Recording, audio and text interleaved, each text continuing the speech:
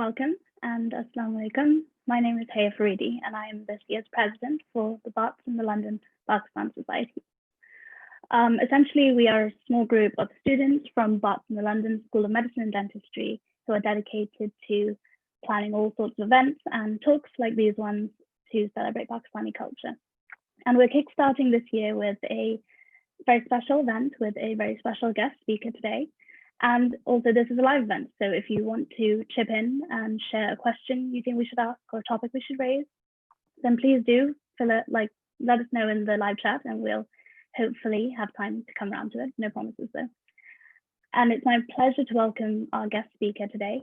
She has a very impressive resume, including having been the Minister of State for Finance and Economic Affairs in Pakistan and being the first Pakistani woman to present the national budget. And in 2011, she became the first female and also the youngest foreign minister for the country. Today, she's still part of the National Assembly, and as well as being a politician, she is a speaker, an activist, and an entrepreneur. We're really excited to have her today, and she's probably just as busy as she sounds, so we're very glad that she could take the time to chat with us. And we're going to be discussing some very interesting and important topics. I hope you all enjoy, and I'm going to hand over to my colleague, Minahil, who's going to be interviewing our guest, Hina Rabbani Khar. I hope you enjoy, and thank you.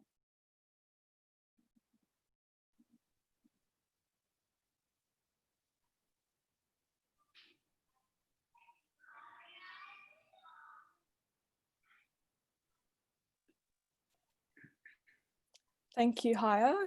Hi, everyone. Thank you for joining us today. My name is Minahil Khan, and I'm the Vice President of BARTS in the London Pakistan Society. So without any further delay, I'd now like to give a very warm welcome to our guest speaker for today, Ms. Hina Rabbani Khar. Hello, hi, assalamu alaikum. Can you hear me? Yes, assalamu alaikum, and I can hear you well. Thank you. So first of all, tell us, how have you been? What have the past few months have been like, especially with this whole COVID situation going on around us? Yeah, I mean, it's been an interesting last 5 months. I think it seemed like we were flying, as we were flying out of the US, I was on a speaking tour on the West Coast in the middle of March, towards the end of March, actually. And this is the time when things were closing down. So back in Pakistan at that time, things hadn't gotten that bad. And then, as you know, Eid came and we just opened up everything just before Eid and a spike came. But luckily and almost unexplainably, we have done rather well. I mean, if you look at our neighbors, whether it's Bangladesh or India, or you look at, within the region or outside of the region, in Pakistan, this has been quite contained. And slowly and steadily, pretty much everything has reopened. I think the last leg of the industry reopened, offices reopened, and now it was only the restaurants and the marriage halls which have also reopened. So in Pakistan, fingers crossed, life is back to normal.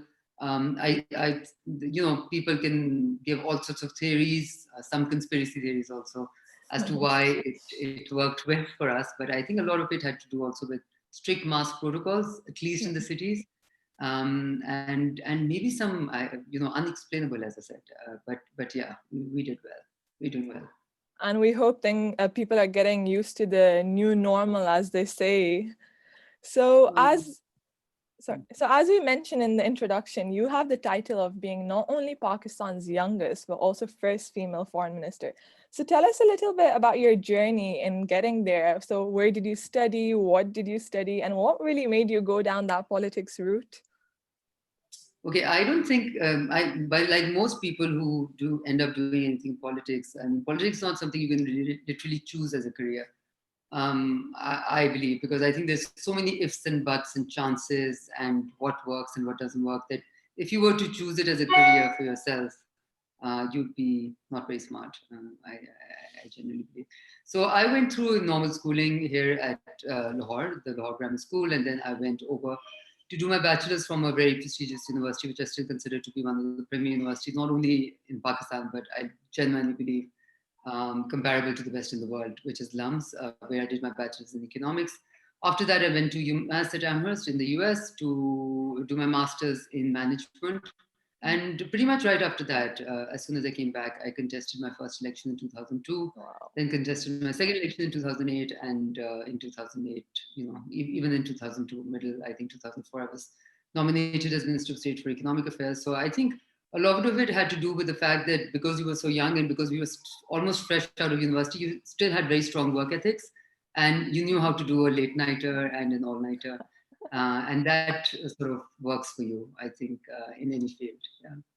So that's very impressive. May I ask why the US? Why not UK, Australia, or why not Pakistan for that matter?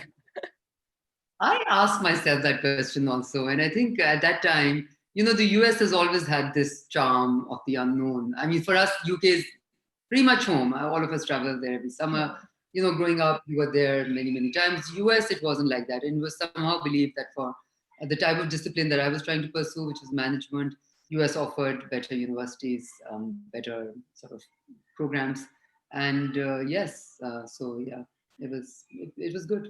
It was good. But I genuinely believe, because a lot of people, when they, a lot of my counterparts who were foreign ministers, also, and counterparts in any other field, would typically be surprised by a Pakistani being fluent in English and would then go back to saying that, oh, it must be because of your US education. And I told them that had nothing to do with them, because of our, unfortunately, colonial past. I think English becomes sometimes even the first language and certainly a second language to most of us.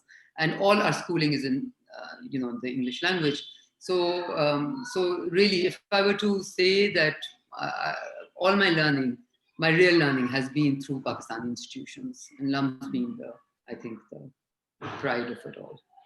That's very interesting. And on a lighter note, I think a lot of our viewers today want to know what the young Hina in her early 20s was like. We see the well-dressed, elegant Hina talking about serious topics, but what were you like when you were in your early 20s, our age? Were you adventurous? Were you like an indoors person?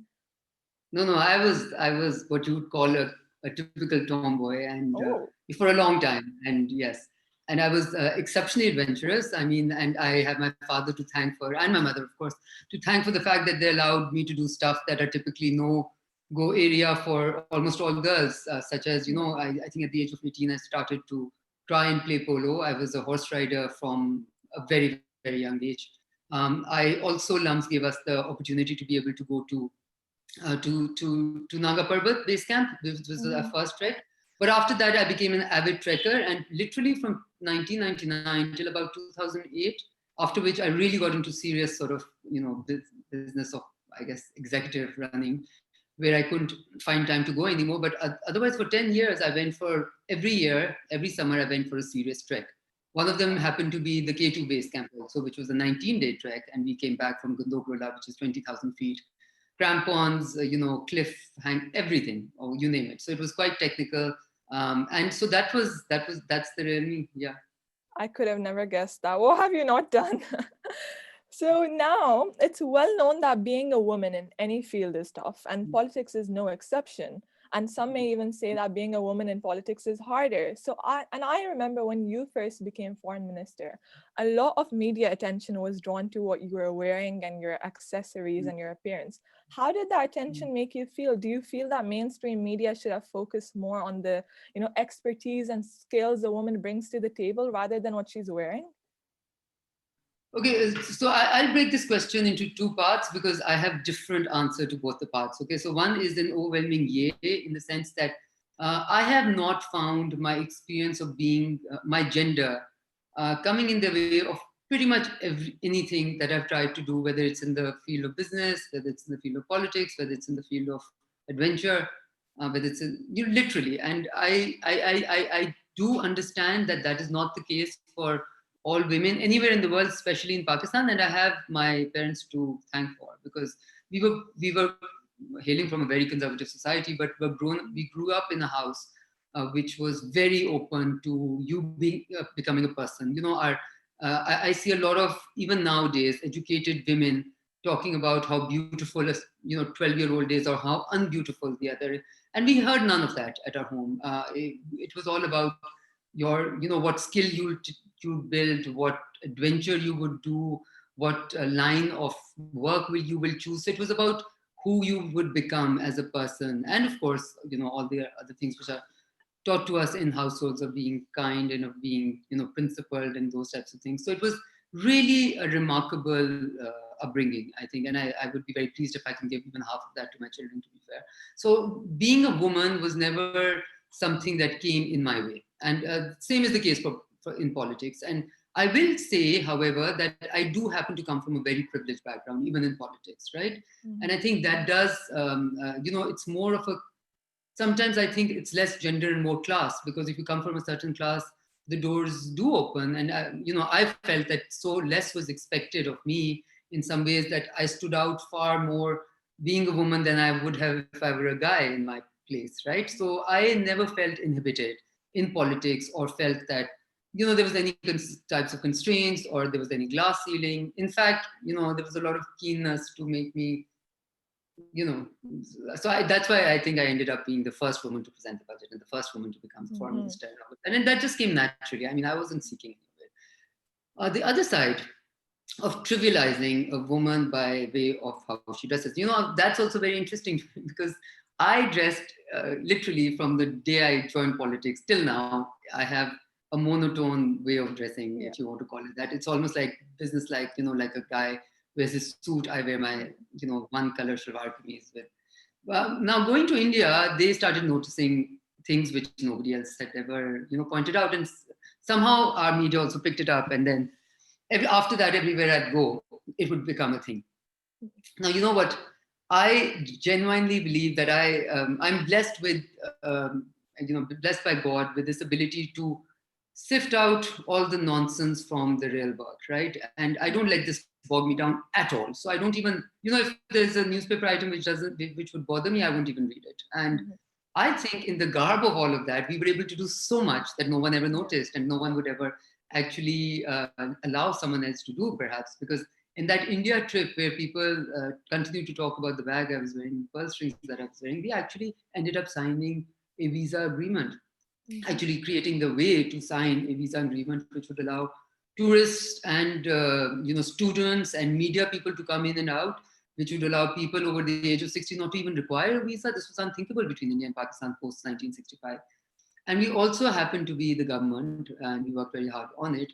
And in that trip, we started the groundwork for that. Actually, I guess we were just left with the cherry on top. I had done all the work on that particular trip only. Was the MFN status for India, trade normalization. And that, as you may recall, since 1965, India and Pakistan refused to treat each other like normal countries when it comes to trading.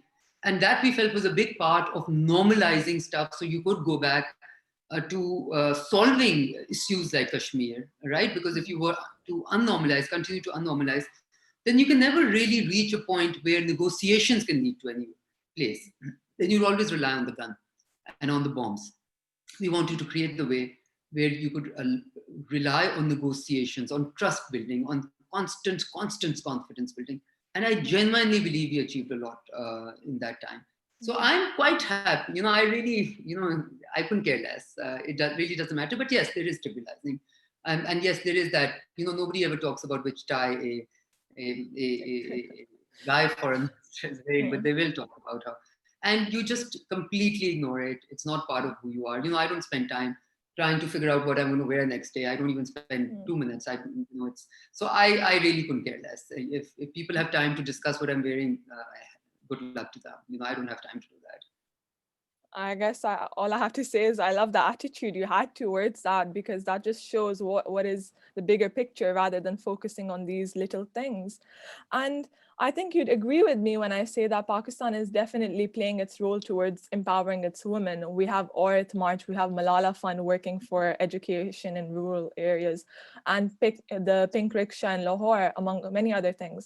Now, my question is, we have these Pakistani women who are confidently voicing their opinions, who are fighting for their basic rights, but is our country and our culture really prepared for this generation of empowered women? Absolutely it is. I mean, I truly believe that our culture being what it is, okay, where women's place was originally considered to be inside homes, I think we've evolved in a very, very big way. And you know what is very interesting to me? Because I come from a rural background, I believe that in countries like Pakistan, it's, the upper class, which has obviously evolved, where women are going out to work, where women are in businesses, etc. And then what you may call wrongly the lower class, or what I would call the people who don't have as much opportunities, even especially in the rural areas, their women go out and work. They're in the fields, they're managing their cows, they're taking their children out to the, perhaps you won't see them in the bazaar so much, but they're in the fields, they are working, they are contributing to their livelihoods. It's the middle class where there's a lot of influence of what I consider the wrong mullahs, okay, where women are considered to remain behind the char diwar and just really play no role outside of it. So and slowly and steadily you see that from there also in banks you would see women working. So people are coming out, and Pakistan is becoming a very interesting place. And I fear for one thing, because I believe the journey had been quite simple and there was a movement forward only, right? But I fear now that because of this extremist, not extreme, I mean, we've had our deal with the bad extremism, but this extremist narrative shaping, okay, and this conservative narrative shaping, sometimes of which even frankly speaking, the Prime Minister has been part of, right? And very important people have been part of, is now creating two voices with equal number of people perhaps in each, where one believes that women should be able to do everything and the other is constantly trying to draw them back. I think this division in society is something I haven't really seen before. We're experiencing for the first time in some ways, and that's why you see this rehashment of the Aurat March and the type of, and it's all very good, but people would have a problem with women saying really simple stuff and not have a problem with some elements killing each other. So it's quite interesting how this juxtaposition is really very clearly facing us, without any covers. And I think, I hope we will get away from all of this divisiveness and really move towards just a norm where attuned with our culture. I don't, for instance, cover my head when I'm at home or I'm at work, but I do cover my head when I'm representing Pakistan. I do cover my head when I'm in the National Assembly. I do cover my head when I'm in I don't consider that to be hypocrisy at all. I just consider that to be respecting the culture that I come from. Because you want to, because this is who you are. So it's very interesting, because I think we all have to live through various types of lives when you grow up in a country like Pakistan, because there's what culturally is expected from you, there's what you end up doing, and I think we're able to do the fine balancing act. But I'm just concerned that a lot of people, I don't know if you knew about this controversy about this ridiculous type of a drama which was going around, painting women in a certain way, and this whole social media debate around it, right? So that I don't think happened 5 years from today, 5 years back. So let's see how that goes. But I generally believe, yes, I mean, overall, I think the journey is a progressive one. Excellent. So now I'd like to move on to the next segment of the session, where I'd like to get your views all about education and what the future holds for young Pakistanis. Now, let me share something interesting I saw a few days back. It was actually a Zoom session held by your alma mater, LUMS. And it was this group of people, important people, and the moderator asked Sayyid Babar Ali Saab, the founder of LUMS, what advice would you give to the young people starting in today's Pakistan? And Sayyid Babar Ali Saab responds by saying, work hard, stay on the right path, you cannot go wrong. Now, the question we young Pakistanis have for a nation that unfortunately has this long history of sifarish, and some may even say nepotism, is hard work really enough to be successful in today's Pakistan? I genuinely believe yes. Yeah. I will tell you why, because I have gone through governmental positions. When you were a minister of state or minister, you were sitting on top of, a government institution, a very important government institution. And I can tell you that there have been occasions where I have drawn out. So you have, in the civil service, you have the SO, what you call the section officer, who's like bottom end of the ladder. And then you have, the deputy secretary and the joint secretary and the additional secretary. And I guess a few layers in between. Senior joint secretary and the additional secretary, and then the secretary, and then you have the minister who's supposed to be the political sort of head, right? And the secretary is supposed to be. I have actually asked for SOs, which is bottom of the ladder, to come and brief me instead of the additional secretaries, because I could tell by the notes which were prepared in my file as to who was writing what and whose content was so heavy and whose content was so light. And I would like to name that person, because her name was Sabrina. And she was, an SO who was brand new in the Ministry of Economic Affairs Division. And she was managing our America desk. And her notes were so cogent and well prepared that I would then end up only calling the junior most person because she was. Now, this is a very, this might look like a silly example to you, but I'm just trying to prove that if somebody is good at what they want and does it diligently, they do get noticed. And I genuinely believe, yes, maybe you will not be able to find your, through nepotism, you will get into tier 2, and without nepotism, you'll have to start from tier 1. But there's such a dearth of hardworking people and people who are really serious in working hard that you get noticed. I mean, every organization, I run a small business organization, and I know that there are people, so it's a restaurant business, and I know that there are people who have come in as sweepers who we have taken out and made sous chefs because they had the talent and they had the ability and they were willing to put in the hours and they were keen to learn. And I also know that we have people who have come out from really fancy institutions that we have paid very high salaries to and put them as sous chefs who we had to ask to finally, we've had to let go because they were not serious in doing the job properly. So I truly believe that hard work does pay off. It does pay off. And but the only caveat I'm going to put over there is that you have to be willing to do all types of work. And I'm very clear on this. I almost, sometimes, I remember when I became a foreign minister, there were a few articles about how she's a restaurant operator. And what I have to say about it, if for work, if I have to clean up some spaces, I'm very proud to do that because that's work to me. Okay. If I've done all types of works in all types of environments because I think anyone who works of any type, and in our organization, for instance, we put the sweeper and the GM at the same level because we're all workers, and myself and my business partner all at the same level because we're all working in an organization. His job is something else, my job is something else, the GM's job is something else. So I genuinely believe, yes, hard work cannot go unnoticed. You just have to be willing to start at whatever level is available to you. I think a lot of people waste a lot of time sitting at home, not finding the right job. I would just advise, do not wait for the right job. The right job will come on the way. Start a job, whatever is available. Okay. Well, that's very interesting. And now, as you might know, a lot of our audience today is overseas Pakistanis or, Pakistani students that have come from Pakistan. Their parents have invested all their savings to, give them the best they can.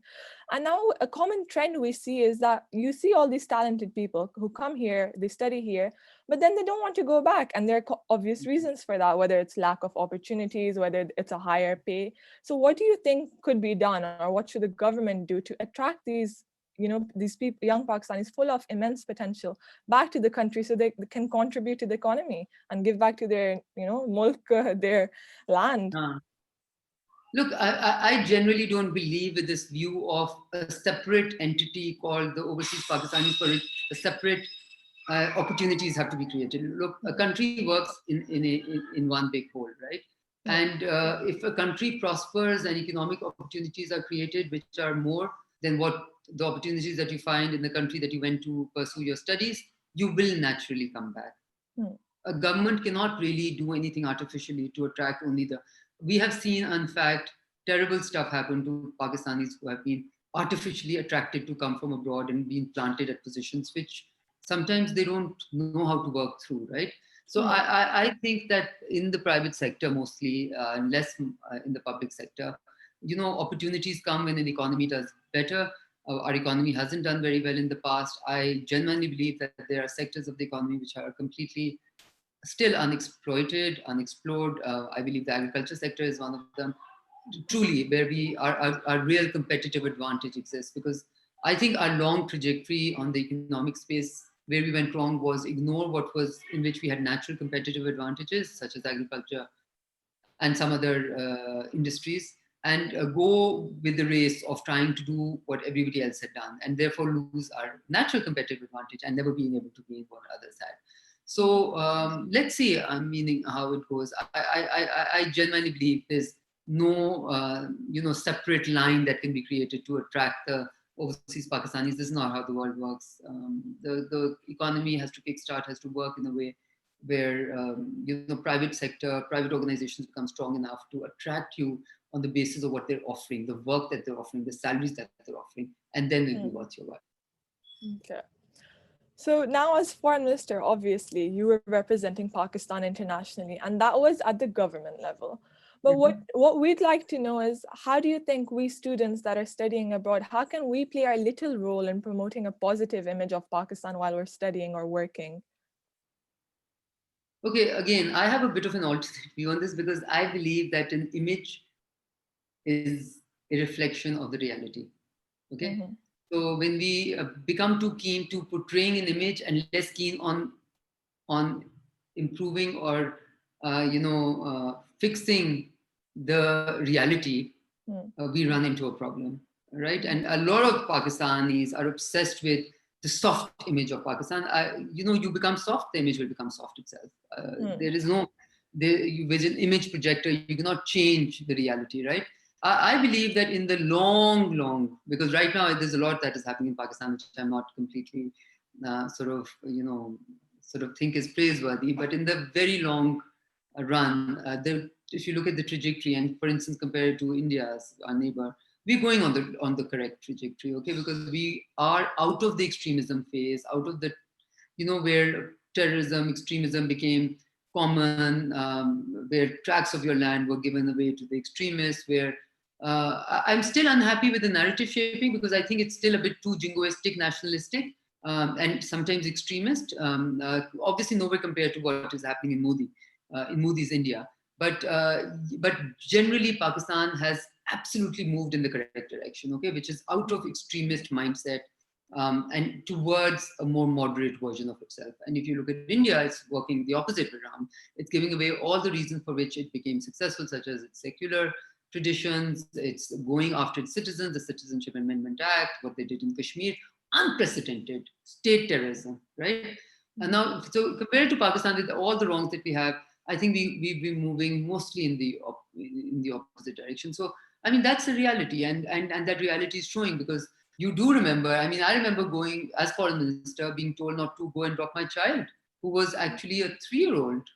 My eldest daughter was a 3-year-old, and as a working mother, because I would be away so much, I wanted to always drop her to school myself in the morning. And I was told that you may not want to do that because this makes you a soft target because you're taking the same route, going to the same place at exactly the same time every day. So I remember the time when in Islamabad for us to move was dangerous all the time, right?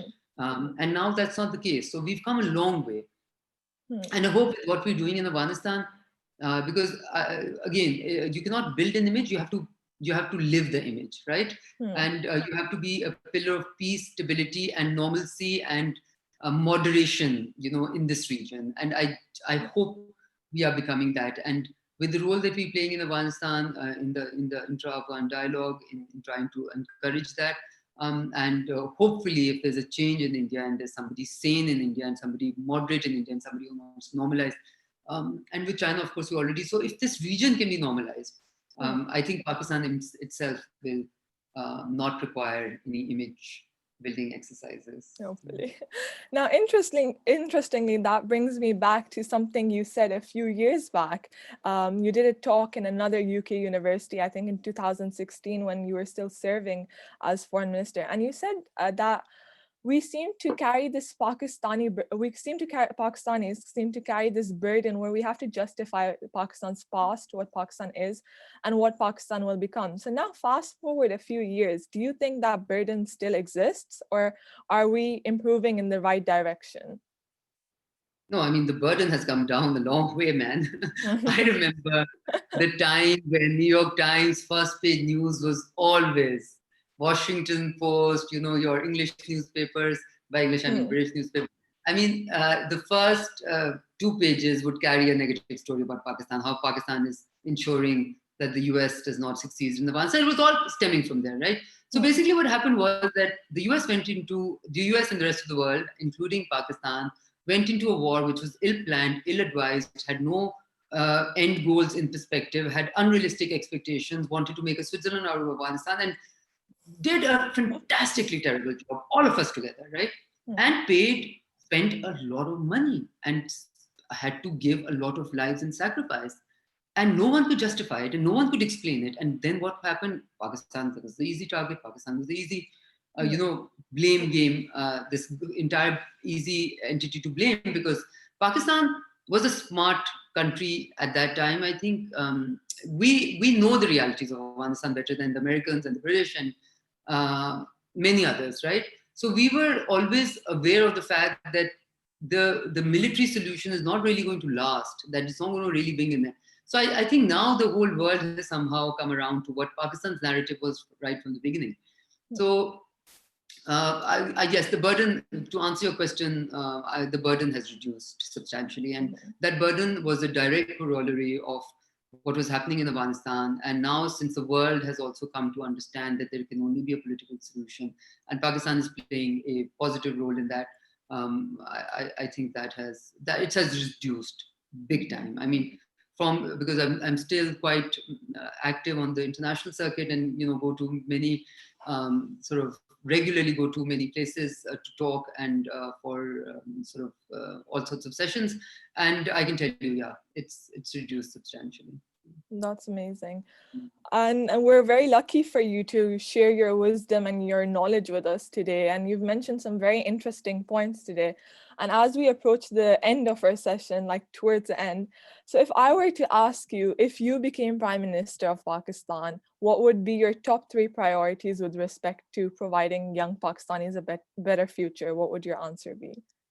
Okay, first of all, I would say that no person in their sane mind or with any shreds of wisdom would ever choose to be the Prime Minister of Pakistan.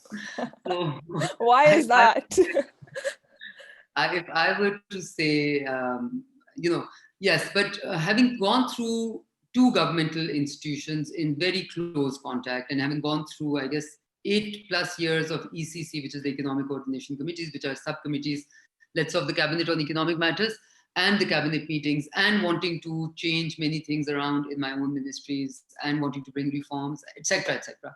Okay, I can tell you, the first thing that I will tell you is probably something which is not going to be very inspiring at all. Okay, it's going to be terribly boring. But the first thing I would change is the way we run our government in terms of systems and processes. Okay, it's a terrible prehistoric way of running government, where files take 3 years. By the time the project is approved, there's no need for the project. By the time the project is implemented, half of the people who were part of the project making exercise have already found their restful places in their graves. So you, as a person or anyone in the ministry, in government institutions, finds it very difficult to bring any reform, because so government processes, if you see how we do now, currently I sit in the Public Accounts Committee, and we constantly come through, these, just this following the same trajectory again and again with different cases. So the name of the case would change, but the stuff would be the same, that we are spending a lot of time and energy in. So that is the first thing that needs to change for this to become an efficient government that delivers, efficient state that delivers, not government, for an efficient state. It's currently a very inefficient state because of its processes, because it's government business processes. So the way we do that. The second 2 are going to be only about the big, because a lot of people say, oh, how much power does a prime minister have? How much power do any political power? But, more than anything else, the narrative shaping power is one of the most important powers, right? I am very concerned about the divisiveness that is currently being inculcated in our youth. Okay, I'm very concerned with this whole social media madness of the Yuthias versus the others, and this whole hatred which is being seeped, which is really coming right from the top and through all layers of government, where really responsible people will say obnoxious, atrocious stuff that I would think is unadvisable for my children to even listen to. Use terrible language for each other, paint the other as evil. There are no evils. We're all part of the mess that we've created, and we all need to work together to try and undo it. So I genuinely believe that this type of divisiveness is harmful for a country, and one must. And the third thing I would do is, again, I'll tell you 4 instead of, because the third thing I do Go ahead, please. Yes, is to really focus on agriculture, okay, in a way which has probably never, because agriculture today is really an industry which is perhaps going to be top, it's going to be in the top tier, because with the way the world is going, it's got a potential that we've all wanted to do it. I know the People's Party did a lot in it, but somehow for it to be implemented again, government processes come in the way. And the fourth is just a more happy and a more friendly narrative shaping about the region. Okay, because I was very keen as foreign minister, and I think the Pakistan People's Party government did a very good job in ensuring that we stop calling anyone enemy. Okay, so no one was our enemy, because we were all regional neighbors, we were all regional partners, we were neighbors. And yes, if our neighbor did something very bad, we would say, okay, our neighbor, not our enemy. And this whole fifth generation warfare drama that we're trying to do, and the narrative shaping that we do around it, it's ridiculous.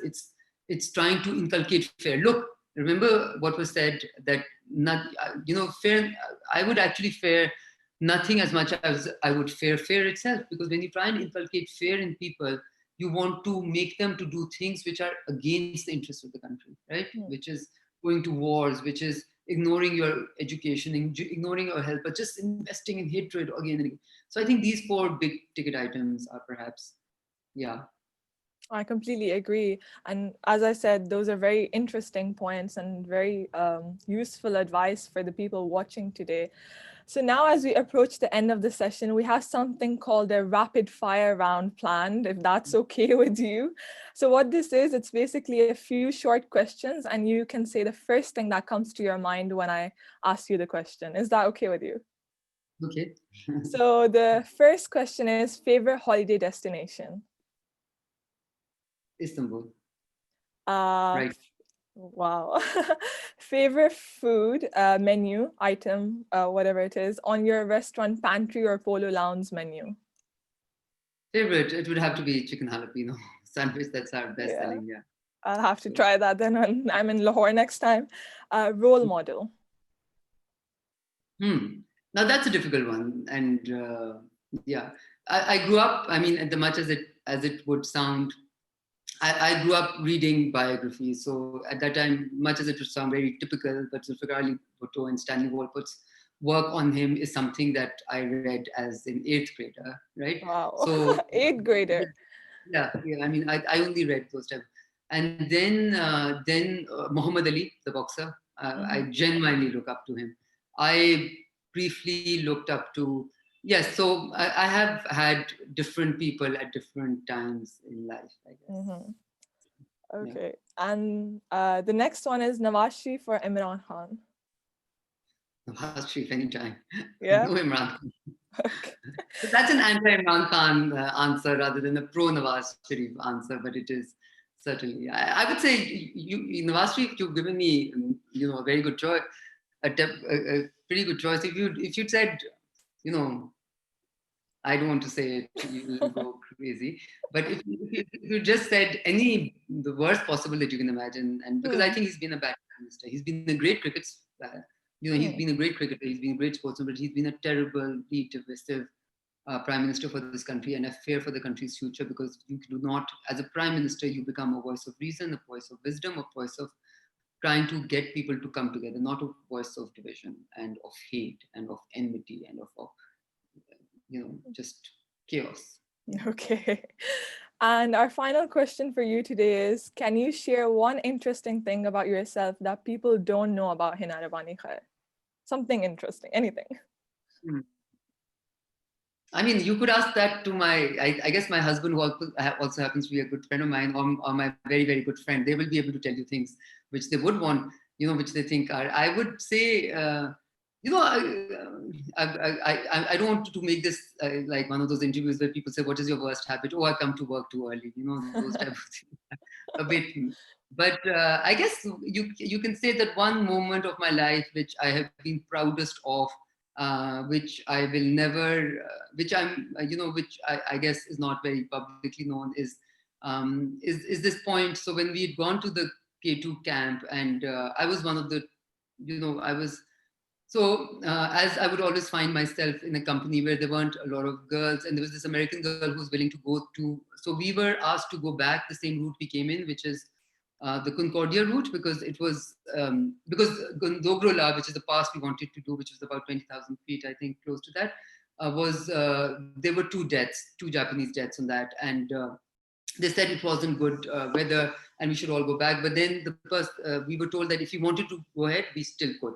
So I convinced this American, person, a girl who I knew very well, to come along with me. And a group of 6 of us decided to do Gandogrola, and we broke away from the main party of 20. And I think, and we met a blizzard on the way, and it was the most interesting 5 hours of my life, I guess. And then when we were on the peak of Gandogrola, when we were on the summit of Gandogrola, and you looked around, and there was only K2 and Mashabram and Broad Peak, and you could see all of them at eye level. And so that's probably a moment which I can never forget. And I keep on trying to revisit it by looking at photographs. It never does that. But that one moment where you thought it was all worth it, worth the chance that you took, the risk that you took, and everything else. So yeah. Wow, that's amazing. And I think that is time. I think we might have time for one more question, if that's okay. Sure. So we're going to take a question from the audience. And we have a question from one of our viewers who asked how it felt being in a field typically dominated by men, and did you face backlash from your male counterparts? Well, I think I already almost answered that question. No, not at all. I mean, not at all. I never felt any type of backlash. I never felt, I mean, really, it's very simple. If you take yourself seriously, and if you don't take yourself frivolously, and you know your job, and you are better prepared than, everybody tries to better prepare, because I think because I was, not straight out of school, but freshly out of school, you would read your briefs, and you would read more than your briefs, and you would be well prepared for your meetings. And then people take you for your work. I mean, people forget what your gender is, how you look, everything else, what your age is. I mean, for me, I think the most challenging time was when, as a 25 and a half or 26-year-old, I was asked to head the Economic Affairs Division Ministry, which was actually where the federal secretary was a 60-year-old gentleman. And, I became his boss, right? And at that time, I remember I did make an effort, because I would make sure that I was the first one to come into office and the last one, not always the last one to leave, but one of the last one to leave, to ensure that, people, so if I gave orders for everyone to come on time and to be there on time and to do meetings, then I was the first one enforcing it, and then ensure that in every meeting that I conducted, I was better prepared than all of them, which meant I had to read a lot more than all of them. But it was all worth it, because literally within 3 months, they started taking you exceptionally seriously. Everybody forgot what my age was, what my gender was, and life was, as it should be. So the key is to work hard then. All right. The key is always to work appropriately hard. Yeah. That's amazing. And I guess that concludes, I think it's time. And that concludes our session for today. Thank you so much for talking to us today and sharing your journey. I must say it's a real honor for us to have you today. So a big thank you. And I would also like to thank all the viewers today, and a big thank you to the entire team at BARTS and the London Pakistan Society that have worked really hard these past few months to make this session happen. And we hope our viewers found this interesting and would love to hear everyone's feedback. So till then, take care and stay safe. Allah Hafiz. Thank you, Hina, once again. Thank you. Bye-bye. Bye. Bye.